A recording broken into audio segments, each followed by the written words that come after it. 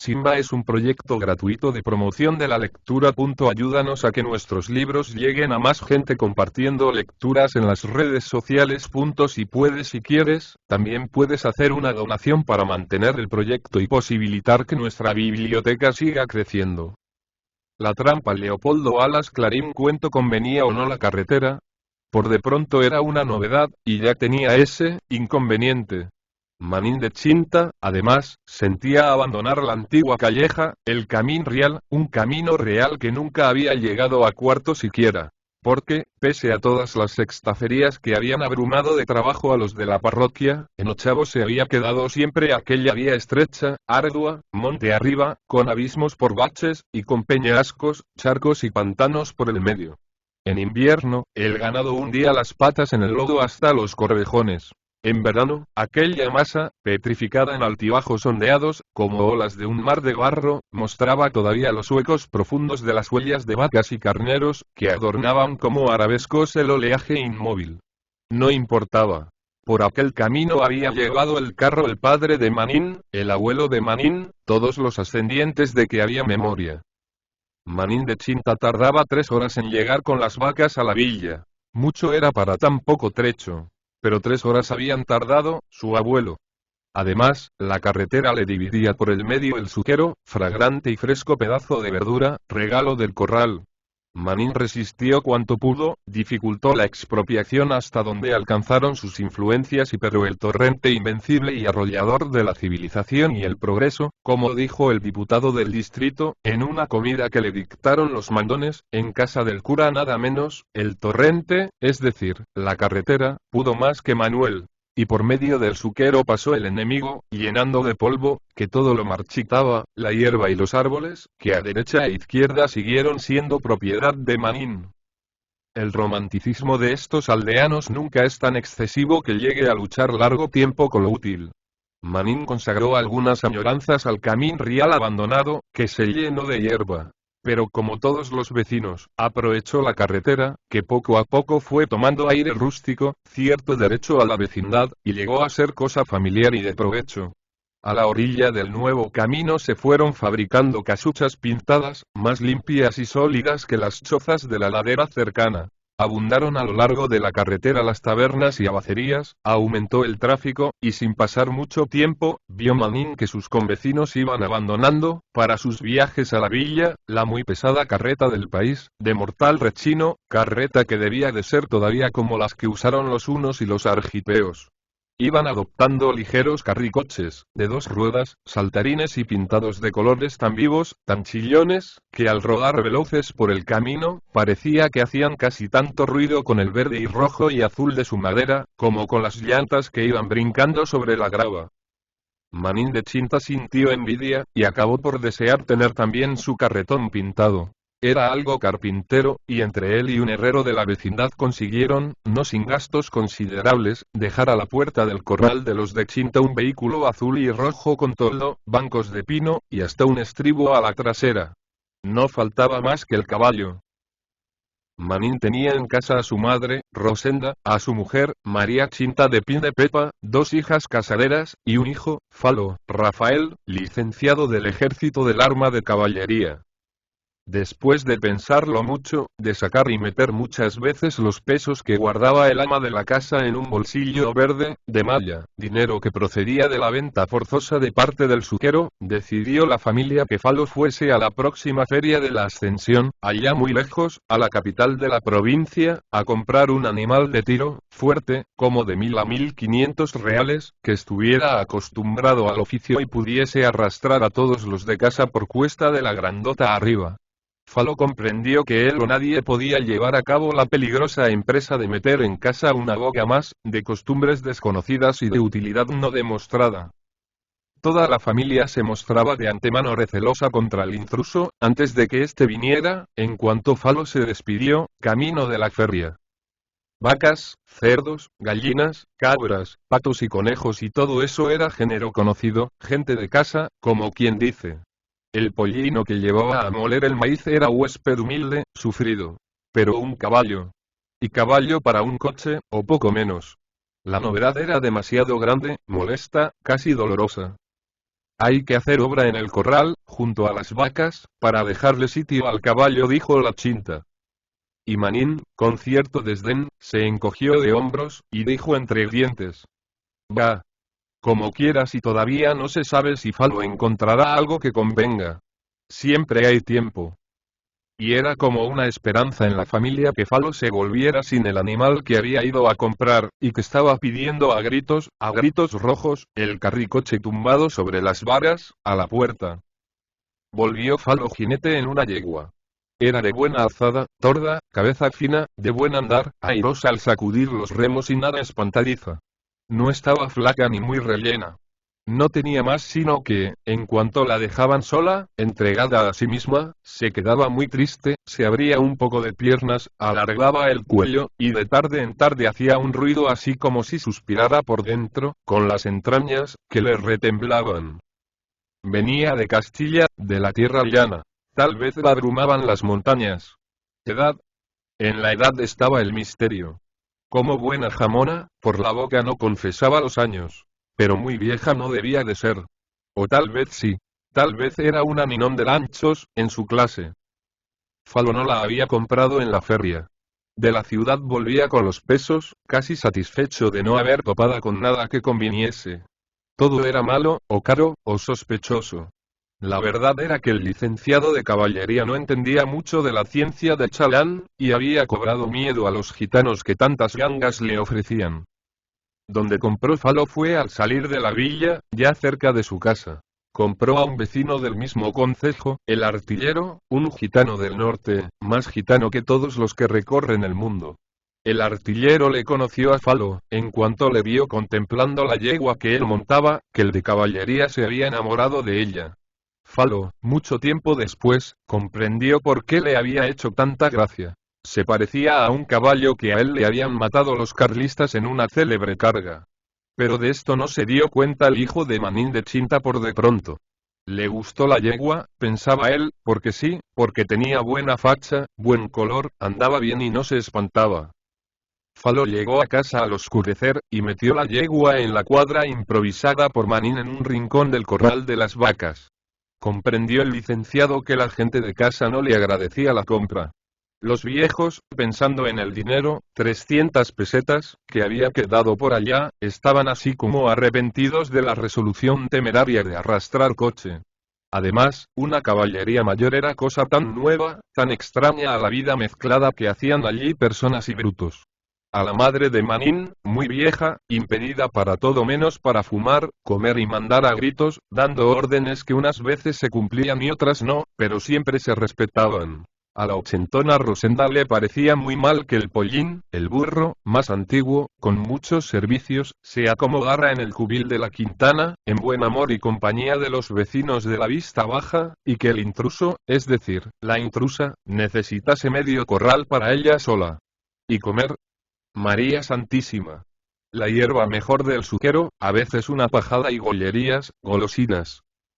Pasaron días, y el sordo rencor de todos, menos Falo, contra la chula, la yegua torda, iba más en vez de aplacarse. Falo pasaba cerca de ella horas y horas, limpiándola, acariciándola, como para consolarla de aquellos desdenes y de las raciones no muy abundantes. La yegua castellana cada vez más triste. De tarde en tarde volvía la cabeza de repente, como si esperara ver algún paisaje de la llanura con que esté soñando, medio dormida. Cerraba los ojos, arrugándolos, temblorosos, y las moscas acudían entonces a los lacrimales, como a sonsacarle las lágrimas de sus saudades de bruto melancólico, resignado. La chula empezó a adelgazar.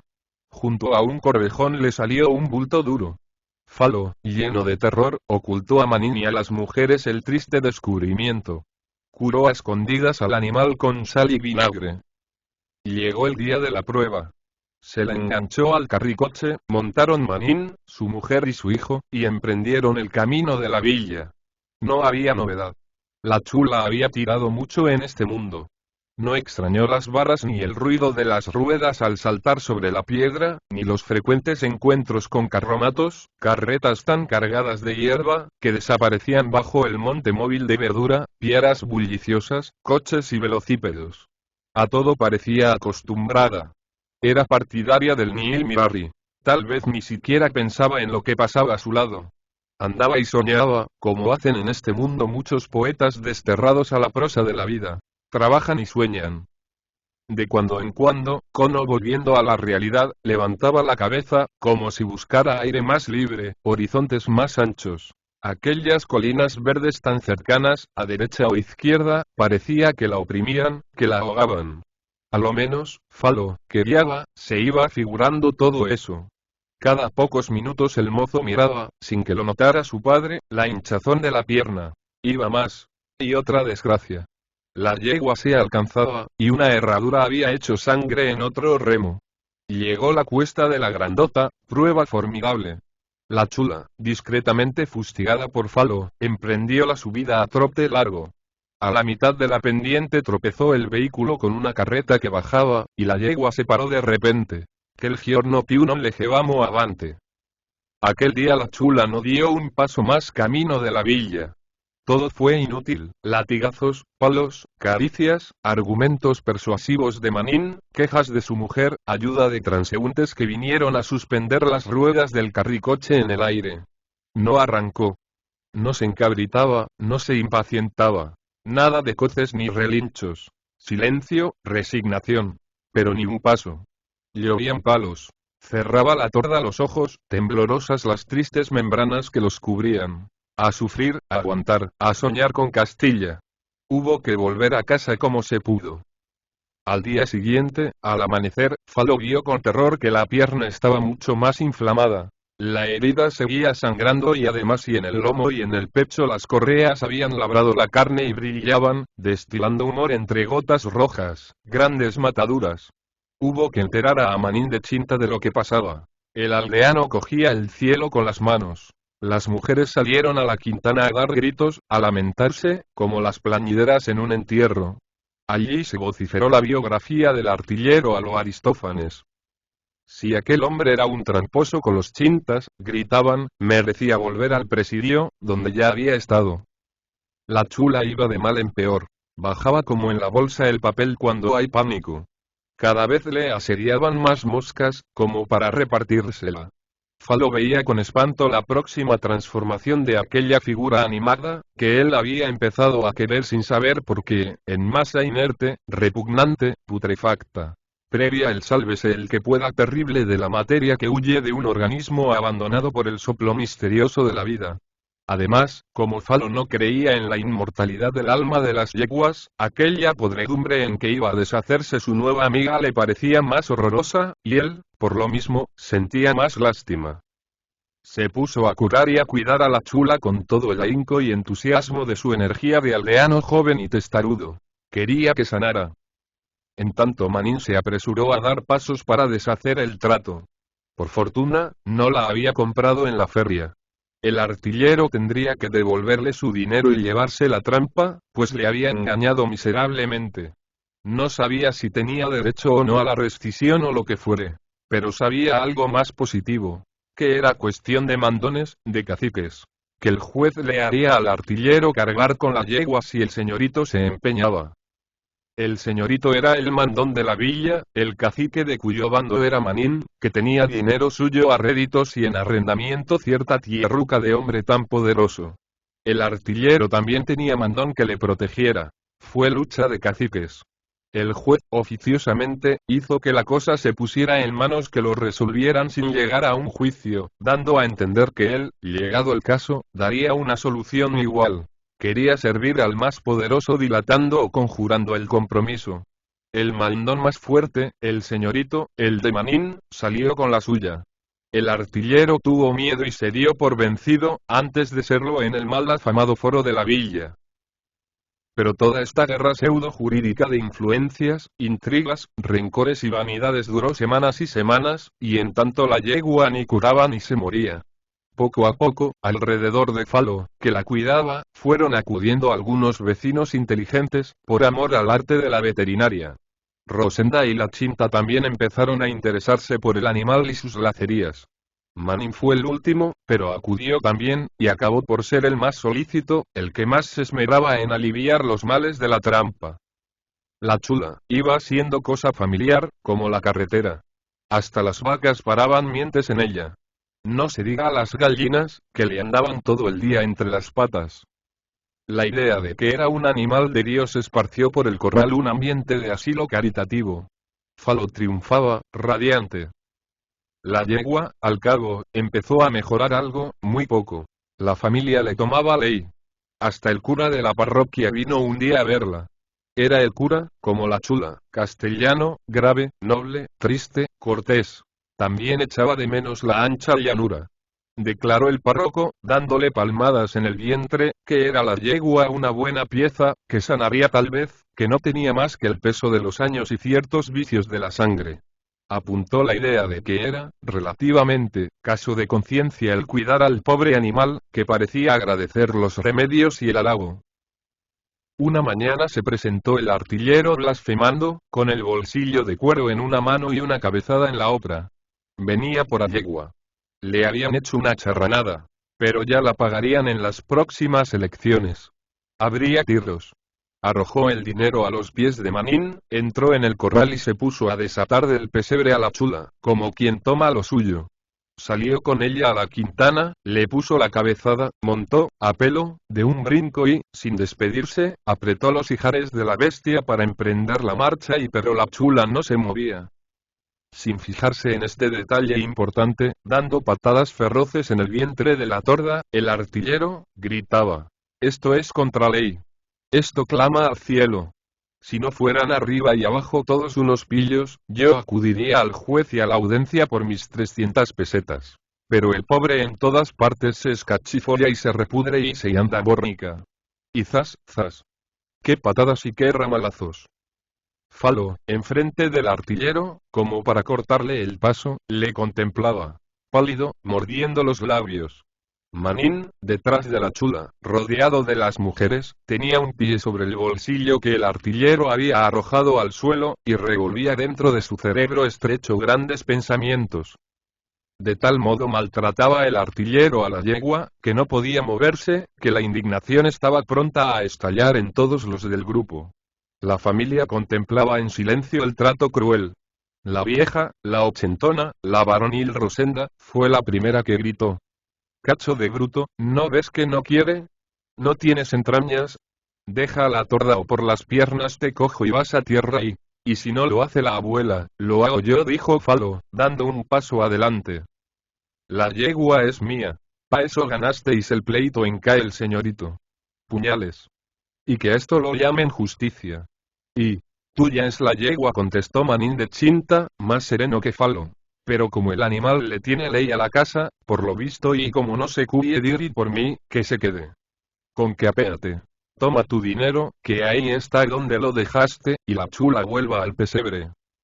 Y Manín separó el pie que pisaba el bolsillo y puso una mano sobre la grupa de la yegua. Después de pensarlo, el artillero, dejando de maltratar al animal, dijo con tono conciliador, pero no sin cierta sorna. Bien está lo que dices. Pero has de pagar las costas. ¿Qué costas, si todo se arregló entre amigos? Amigos, ¿eh? Del demonio. Las costas son la sangre que me habéis quemado y rete podrido, y lo que he gastado en zapatos en viajes a la villa y con 5 pesos encima tuya es la yegua. Y después de dimes y diretes, dudas, vacilaciones y embozados insultos, se hizo el trato. Volvió la chula a la cuadra, Falo a cuidarla, y el artillero se fue con sus 300 pesetas y 25 que no había traído. La chula, después de algunas semanas, pudo volver a tirar del carricoche. Cumplía con su oficio medianamente. Como un veterano que ya merece el retiro. El carretón no se cargaba demasiado. Al llegar a las cuestas grandes, la gente a tierra. La chula subía poco a poco. No se la apuraba. Se paraba a veces y se hacía la vista gorda. Ella procuraba cumplir lo mejor que podía. La familia le toleraba sus flaquezas naturales, su horror a lo empinado. Así se vivía, soportándose unos a otros. Como se sufría a la vieja, que ya no trabajaba y gruñía. Como todos tenían algo que tolerarse, algo que perdonarse mutuamente. Así es la vida entre los que se quieren y atraviesan este valle de lágrimas juntos, unidas las manos para que no los disperse el viento del infortunio. Se paraba la chula en la grandota. Se sentaba la Chinta sobre un montón de grava y, con toda calma, fumaba un cigarrillo que en vez de papel tenía media hoja seca de maíz. Y Falo esperaba, silbando, pasando la mano por el lomo a la yegua torda, que se parecía al caballo que él había dejado muerto en un campo de batalla.